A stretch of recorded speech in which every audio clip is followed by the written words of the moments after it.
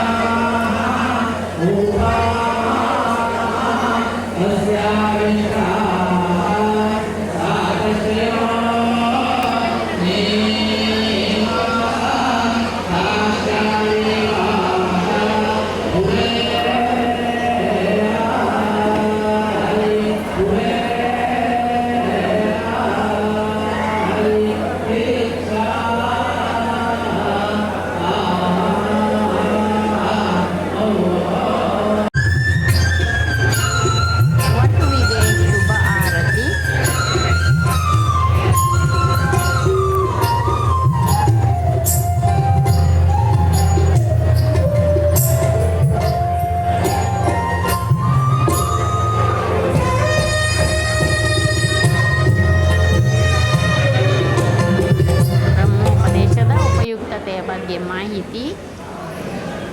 Personality ಒಂದು ಜೀವ, ಒಂದು ಬ್ರಾಹ್ಮಣ ಜೀವ ಇಲ್ಲಿ ತಂದೆಯ ಏನು ಗಾರ್ಹಪತ್ಯ ಅಗ್ನಿ, ಅಗ್ನಿ ಅಂದರೆ ಅಗ್ರೇನಯನ ಅಂತ ಅಗ್ನಿ ಎಲ್ಲಿಂದ ಶುರುವಾಗುತ್ತೆ? ಪರ್ಸನಾಲಿಟಿ ಡೆವಲಪ್ಮೆಂಟ್ ಎಲ್ಲಿಂದ ಶುರುವಾಗುತ್ತೆ? ತಂದೆಯ ಶರೀರದಲ್ಲಿರುವ ಜೀವ, ಅದಕ್ಕೆ ಗಾರ್ಹಪತ್ಯ ಅಗ್ನಿ ಅಂತೇಳಿ ಹೆಸರು ತಂದೆಗೆ. ಆ ತಂದೆಯ ಶರೀರದಿಂದ ದಕ್ಷಿಣಾಗ್ನಿಗೆ ಟ್ರಾನ್ಸ್ಫರ್ ಆಗಿ, ದಕ್ಷಿಣಾಗ್ನಿ ಅಂದರೆ ತಾಯಿ, ಗಾರ್ಹಪತ್ಯಾಗ್ನಿ ಅಂದರೆ ಗೃಹಪತಿ, ಗೃಹ ಮತ್ತು ಅದಕ್ಕೆ ಪತಿ ತಂದೆಯ ಶರೀರದಲ್ಲಿ ಅಭಿವೃದ್ಧಿ ಆಗುವಂಥದ್ದು. ಅಲ್ಲಿಂದ ದಕ್ಷಿಣಾಗ್ನಿಗೆ ಆ ಗಾರ್ಹಪತ್ಯಾಗ್ನಿ ಇದೆಯಲ್ಲ, ಅದು ತುಂಬ ಅಮೂರ್ತವಾಗಿರ್ತದೆ. ಅದಕ್ಕೆ ಕೈಕಾಲುಗಳು ಇರೋದಿಲ್ಲ. ಆ ಕೈಕಾಲು ಮತ್ತು ಬ್ರೈನು, ಹಾರ್ಟು, ಕಿಡ್ನಿ ಎಲ್ಲವನ್ನು ಕೊಟ್ಟು 9 ತಿಂಗಳ ಕಾಲದಲ್ಲಿ ಗಾರ್ಹಪತ್ಯಾಗ್ನಿ ಇಂದ ದಾಟಿದ ಜೀವ ದಕ್ಷಿಣಾಗ್ನಿ. ದಕ್ಷಿಣಾಗ್ನಿ ಅಂದ್ರೇನು? ದಕ್ಷತೆಯನ್ನು ಬೆಳೆಸುವ ಅಗ್ನಿ. ಆ ಜೀವ ಹೊರಗಡೆ ಬಂದರೆ, ಹೊರಪ್ರಪಂಚಕ್ಕೆ ಬಂದರೆ ಅದಕ್ಕೆ ಅರ್ಹತೆಯನ್ನು ತುಂಬುವಂತಹ ಅಗ್ನಿ ದಕ್ಷಿಣಾಗ್ನಿ.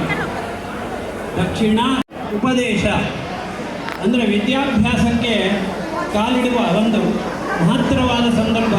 ಇಲ್ಲಿ ಆತನು ತೊಡುವ ಉಪವೀತದಲ್ಲಿ ಇಂದು CET ಪರೀಕ್ಷೆ ಹೋಗೋವರೆಗೆ ಉಪವೀತ ಕಟ್ ಮಾಡುವ ಪ್ರಸಂಗ ಬರ್ತಾ ಇದೆ. ನೋಡಿ ಎಂತಹ ಒಂದು ದುರಂತ ಅಂದರೆ, ನಮ್ಮ ದೇಶದ ದುರಂತ ನೋಡಿ. ಅದರಲ್ಲಿ 9 ದೇವತೆಗಳನ್ನು ಆಹ್ವಾನ ಮಾಡ್ತಾರೆ. ಓಂಕಾರ, ಅಗ್ನಿಶ್ಚ, ನಾಗಶ್ಚ, ಸೋಮ, ಪಿತೃ, ಪ್ರಜಾಪತಿ, ವಾಯು, ಸೂರ್ಯೋ, ವಿಶ್ವೇ ದೇವಾ. 9 ದೇವತೆಗಳು, 9 ತಂತುಗಳಿರ್ತದೆ. ಅದು ನೋಡಲಿಕ್ಕೆ 3 ಇದ್ರು ಒಂದೊಂದು ತಂತುವಿನಲ್ಲಿ 3 ದೇವತೆಗಳಿರ್ತವೆ. 9 ತಂತುಗಳಿರ್ತವೆ. ಆ 9 ತಂತುಗಳಲ್ಲಿ 9 ವಿದ್ಯೆಗಳನ್ನು ಆವಾಹನ ಮಾಡ್ತೇವೆ ನಾವು. ಆ ವಿದ್ಯಾ ದೇವತೆಗಳನ್ನು ಆವಾಹನ ಮಾಡ್ತೇವೆ. ಅದರಲ್ಲಿ ಮುಖ್ಯವಾಗಿ ಕೇಂದ್ರದಲ್ಲಿ ಇರುವಂತಹ ಪಿತೃದೇವತೆ. ಪಿತೃದೇವತೆ ಅಂದರೆ ಪೇರೆಂಟ್ಸ್, ತಂದೆ ತಾಯಿ, ಅಜ್ಜ ಅಜ್ಜಿ, ಮೇಲಿನವರೆಲ್ಲ ಕೊಡುಗೆ ಇದೆ ಆ ವಿದ್ಯೆಯಲ್ಲಿ. ಒಂದು ವ್ಯಕ್ತಿ ಅಂಬಿಗನ ಮನೆಯಲ್ಲಿ ಹುಟ್ಟಿದರೆ ಇಂದಿನ ಕಾಲದಲ್ಲಿ ನೇವಿಗೇಷನ್ನಲ್ಲಿ ಅವನು PhD ಮಾಡ್ಬೋದು, ದೊಡ್ಡ ಹಡಗಿನ ಒಂದು ವ್ಯವಸ್ಥಾಪಕ ಆಗಬಹುದು ಭವಿಷ್ಯದಲ್ಲಿ. ಹಾಗೆ ಕಾಲಕ್ಕೆ ಅನುಗುಣವಾಗಿ ತಂದೆ ತಾಯಿಯಲ್ಲಿರುವ ವಿದ್ಯೆ ಕಾಲಕ್ಕೆ ಅನುಗುಣವಾಗಿ ಬೇರೆ ಬೇರೆ ಹೆಸರನ್ನು ಪಡ್ಕೊಳ್ಳುತ್ತದೆ. ಒಬ್ಬ ಜ್ಯೋತಿಷಿಯ ಮಗ ದೊಡ್ಡ ಮ್ಯಾಥಮೆಟಿಷಿಯನ್ ಆಗ್ಬೋದು, ಒಂದು ಫಿಸಿಕ್ಸ್ ಪ್ರೊಫೆಸರ್ ಆಗ್ಬೋದು, ನಾಳೆ ಅವನಿಗೆ ನೊಬೆಲ್ ಪ್ರೈಸ್ ಬರ್ಬೋದು. ಆದರೆ ಕಾಲಕ್ಕೆ ಅನುಗುಣವಾಗಿ ಆ ಜ್ಯೋತಿಷಿಯ ಮಗ ಆ ವಿದ್ಯೆಯಲ್ಲಿ, ಅಸ್ಟ್ರಾನಮಿಯಲ್ಲಿ, ವಿಮಾನ, ರಾಕೆಟ್, ಇದೆಲ್ಲ ಈ ಕಾಲಕ್ಕೆ ಅನುಗುಣವಾಗಿರುವಂತಹ ವಿದ್ಯೆಗಳು. ಅದರಲ್ಲಿ ಮುಂದೆ ಹೋಗುವ ಸಾಧ್ಯತೆ ಇದೆ. ಆ ಒಂದು ಜೀವ ಅದನ್ನೆಲ್ಲ, ಆ ದೇವತೆಯರನ್ನೆಲ್ಲ ಇಂದು ಆ ಉಪವೀತದಲ್ಲಿ ಆವಾಹನೆ ಮಾಡಿ ಅದನ್ನು ಆ ಹುಡುಗನಿಗೆ ತಿಳಿಸ್ತಾರೆ ಮಂತ್ರಪೂರ್ವಕವಾಗಿ. ಹಾಗಾಗಿ ಬ್ರಹ್ಮ ಅಂದರೆ ವಿದ್ಯೆ, ಬ್ರಹ್ಮೋಪದೇಶ, ಇಂದು ವಿದ್ಯಾ ಉಪದೇಶ, ಅದರ ಬೀಜ, ಅದರ ಸಂಕೇತ ಓಂಕಾರ. ಆ ಓಂಕಾರವೇ ಅತ್ಯಂತ ಪ್ರಧಾನ ದೇವತೆ. ಅದು ಅಕಾರ, ಉಕಾರ, ಮಕಾರ, ಸೃಷ್ಟಿ ಸ್ಥಿತಿ ಲಯಗಳನ್ನೆಲ್ಲ ಸಂಕೇತಿಸುವಂತಹ ಒಂದು ಓಂಕಾರವನ್ನು ಆವಾಹನೆ ಮಾಡಿ ಅದನ್ನು ಆ ಮಗುವಿಗೆ ತಿಳಿಸುವುದರಿಂದ ಆ ವ್ಯಕ್ತಿಯ ಒಂದು ಉತ್ತರೋತ್ತರ ಅಭಿವೃದ್ಧಿಯಲ್ಲಿ ಇದು ತುಂಬ ಕೆಲಸ ಮಾಡ್ತದೆ ಅಂತೇಳಿ ನಾನು ತಿಳ್ಕೊಂಡಿದ್ದೇನೆ. ಹಾಗೆ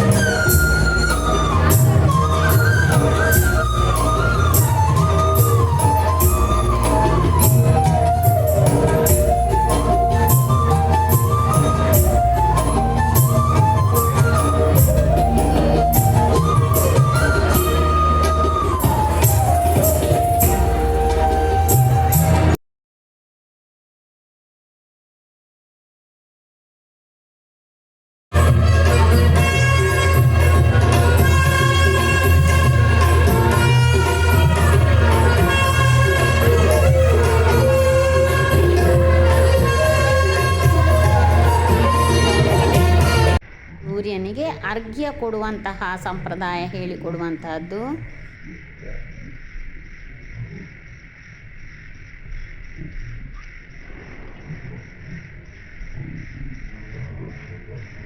ಮಣಿಪಾಲದಲ್ಲಿರುವ ಶ್ರೀಮತಿ ಅಹಲ್ಯ ಮತ್ತು ಶ್ರೀ ಸೀತಾರಾಮ ಹೆಗಡೆ ಅವರ ಮಗ ಆಶೀಶ್ ಹೆಗಡೆ ಮತ್ತು ಶ್ರೀಶೈಲ ದಂಪತಿಯ ಪುತ್ರನಾದಂತಹ ಶೌರ್ಯ ಉಪನಯನದ ಈ ದೃಶ್ಯಗಳು ಬಹಳ ಚೆನ್ನಾಗಿತ್ತು. ನಾವು ಅದಕ್ಕೆ ಹೋಗಿದ್ದೆವು, ಅದರ ವಿಡಿಯೋ ಮಾಡಿ ತಂದದ್ದು ನಾನು. ಹೀಗೆ ಬಹಳ ಸುಂದರ ಚಂದದ ಕಾರ್ಯಕ್ರಮ ಉಡುಪಿಯಲ್ಲಿ ನಡೆದಿತ್ತು. ಅದಲ್ಲಿ ನಾವೆಲ್ಲ ಆತ್ಮೀಯರು ಭೇಟಿಯಾಗಿದ್ದೆವು. ನಮ್ಮ ಸಂಬಂಧಿಕರ ಮನೆಯಲ್ಲಿ ಆದಂತಹ ಈ ಉಪನಯನ ನಾವು ಹೋಗಿದ್ದೆವು, ನಮ್ಮ ಆತ್ಮೀಯರನ್ನು ಭೇಟಿ ಮಾಡಿದೆವು, ಅಲ್ಲಿ ಸುಂದರವಾದ ದಿನವನ್ನು ಕಳೆದೆವು. ಈ ಒಂದು ಸಂದರ್ಭದ ವಿಡಿಯೋ ಮಾಡಿ ತಂದಿದ್ದೇನೆ.